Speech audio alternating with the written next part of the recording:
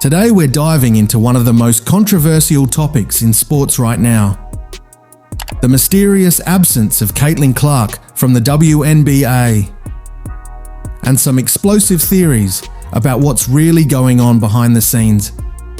Former ESPN and Fox Sports personality Asen Whitlock has dropped a bombshell theory that's dividing basketball fans everywhere. He claims Caitlin Clark isn't just injured, she's struggling mentally with the pressure of carrying an entire league on her shoulders. Is there truth to this? Or is it just another hot take from a controversial figure?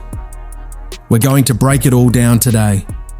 Caitlin Clark hasn't stepped on the basketball court since July 15th. That's over a month ago, for those counting. The official reason: a groin injury that initially didn't seem too serious. But as weeks turned into months, and update after update came with no clear return timeline, fans started getting restless. The Indiana Fever have been vague at best, with coach Stephanie White repeatedly saying Clark's status is status quo until she can return to practice. This isn't just one isolated injury either. Clark's season has been absolutely brutal physically. She's dealt with left leg soreness, a left quad injury, left groin strain, right groin strain, and most recently, a bone bruise on her ankle suffered during rehab workouts. For a player who never missed a college game and played her entire rookie season without injury issues, this is completely uncharted territory. The Fever aren't just missing Clark either. They've been decimated by injuries to their backcourt. Ari McDonald, Sydney Colson, and Sophie Cunningham are all out for the season. It's gotten so bad that Coach White recently said, "Yes, we've been dealt a crappy hand, but we have to play it." Tough situation all around, enter Jason Whitlock. The controversial sports commentator has never been one to shy away from hot takes, but his recent comments about Caitlin Clark have sparked outrage and conversation in equal measure. Whitlock claims that the Clark situation has turned from mystery to suspect. He theorizes that she isn't primarily physically injured, but rather mentally stressed out, and that this is a pattern we've seen before with female athletes at the peak of their popularity and powers. Whitlock said, "These women trying to be men in sports, trying to deal with all the pressure that comes with carrying a league, negotiations for TV rights, living up to your responsibilities to Nike as a spokesperson, dealing with the social media pushback and feedback and toxicity and negativity that goes along with it. They tap out." That's not criticism. That's a fact. Men tap out too, but it's going to be more common among women. They're not built for this, and they are cracking. And they're tapping out. Strong words there. Whitlock goes on to mention other elite female athletes like Simone Biles, Naomi Osaka, Ronda Rousey, Raven Sanders, and Serena Williams, who all while at the peak of their popularity and powers, stepped away or struggled with mental health issues related to pressure. According to Whitlock, Clark is suffering the same fate because of the immense burden of being the face of the WNBA while dealing with all the hate, physicality, and rejection from her peers. Not to mention being at the center of this year's CBA negotiations, where players are demanding higher salaries. Whitlock concluded, Caitlin Clark is struggling with the pressure that goes along with being the biggest star in American sports. Being a woman that has the normal hormonal issues that women have and dealing with this level of pressure. They're not built for this. Whitlock isn't alone in this theory. Skip Bayless, another controversial sports commentator, has also suggested there might be more to Clark's absence than just physical injury. The Caitlin Clark saga gets stranger and stranger. I just find Caitlin's entire second season is inexplicably baffling. Then again, I have wondered out loud if maybe Caitlin Clark has taken a couple of injury breaks just because she needed a mental break from all the jealousy, all the resentment, all on-court bullying, cheap shots she takes, all of which might have just overwhelmed her and helped send her into a shooting slump. But I'm just speculating from a distance. I don't know. I just know that Caitlin Clark's second season in this league that she is fueling, is getting curiouser and curiouser.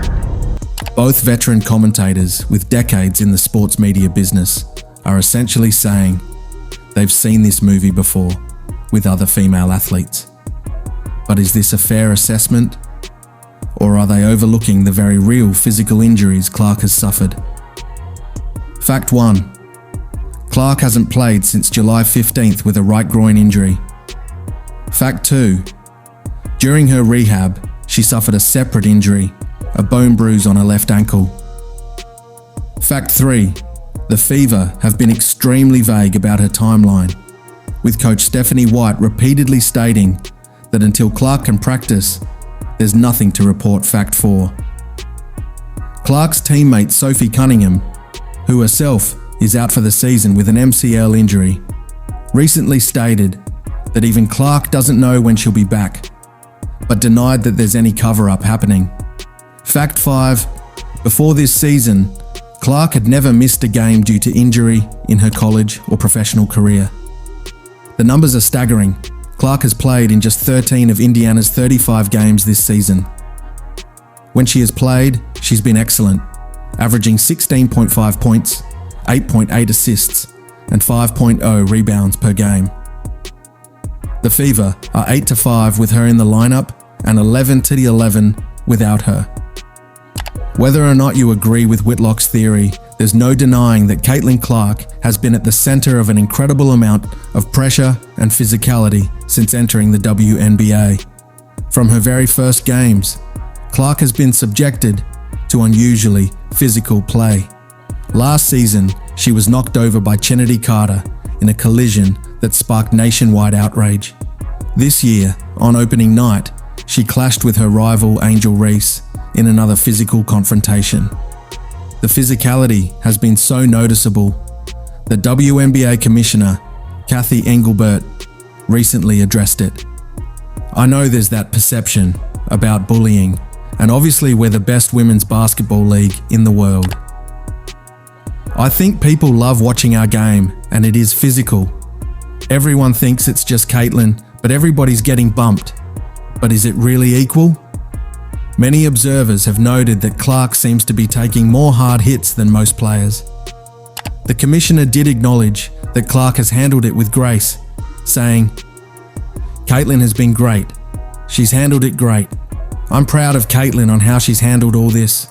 Beyond the physical pressure, there's the social media toxicity."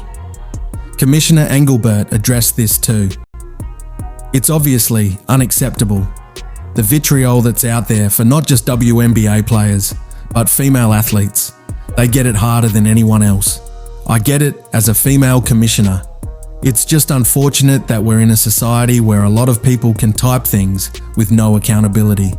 Whitlock's argument leans heavily on the pattern of other female athletes struggling with mental health under pressure. Let's examine those cases. Simone Biles, arguably the greatest gymnast of all time, shocked the world when she withdrew from multiple events at the Tokyo Olympics, citing the twisties, a mental block where athletes lose awareness of their position in the air. She faced immense pressure as the face of USA Gymnastics and received both support and criticism for her decision. Naomi Osaka, tennis superstar, withdrew from the French Open in 2021, citing anxiety and depression, particularly around media obligations. She highlighted the immense pressure athletes face and sparked conversations about mental health in sports. Ronda Rousey, after being undefeated in MMA, suffered a devastating knockout loss and disappeared from public view for an extended period, later revealing she had suicidal thoughts after the defeat. The pattern is there. Young women at the peak of their sports, facing incredible pressure, struggling mentally. Is it so far-fetched to think Caitlin Clark might be experiencing something similar? Groin injuries are notoriously tricky for athletes. They're slow to heal, easily re-aggravated, and require careful rehabilitation. Add to that the recent ankle bone bruise she suffered during rehab, and you have a recipe for a prolonged absence. As ESPN reported, Clark has since been rehabbing the ankle concurrently with the right groin injury that has sidelined her for the past month, plus of the WNBA season. This isn't just one injury, it's multiple compounding issues. Sports medicine experts will tell you that groin injuries can take anywhere from 4 to 8 weeks to heal, and sometimes longer if there are setbacks. Clark's timeline isn't actually that unusual for the injuries she's dealing with. A Fever spokesperson explained, "There was no timeline or projected return to play, so it's impossible to say if it was impacted. So it remains the same. To give Caitlin as much time needed to ensure she comes back fully healthy, which every day she is working hard to do." The team's approach seems to be extreme caution with their franchise player. Why rush her back when they've already secured a playoff spot and their championship hopes are dimmed by multiple season-ending injuries to other key players? Beyond Clark's individual situation, there's no denying that she's been at the center of the WNBA's explosive growth in popularity. Commissioner Engelbert noted, "If you build it, they will come," and they did. We've been preparing for it and transforming around it to bring in the women's sports fans that weren't there before. The numbers are staggering. Last season, the WNBA set records for merchandise sales and saw a 48% rise in attendance from 2023. TV records fell too. Engelbert noted, "When I started with the league, maybe we had 80 games on national platforms. Now, we have over 200. But with growth comes growing pains." During All-Star Weekend, Clark and other players staged a silent protest, wearing shirts that read, "Pay us what you owe us." This highlighted the ongoing CBA negotiations where players are seeking better pay. Clark finds herself at the center of these negotiations too. Her massive popularity has highlighted the pay disparity between men's and women's basketball.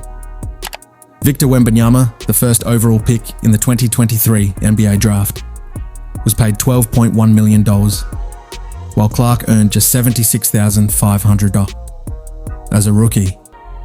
Even former President Joe Biden waded into the debate demanding women be paid what they deserve. Whatever the truth about Clark's situation, Whitlock's comments have sparked an important conversation about mental health in sports, particularly for women. There's still a stigma around mental health in athletics, where players are expected to be tough and push through any struggles. The examples of Biles and Osaka helped break down some of these barriers. But comments like Whitlock's show that there's still a long way to go.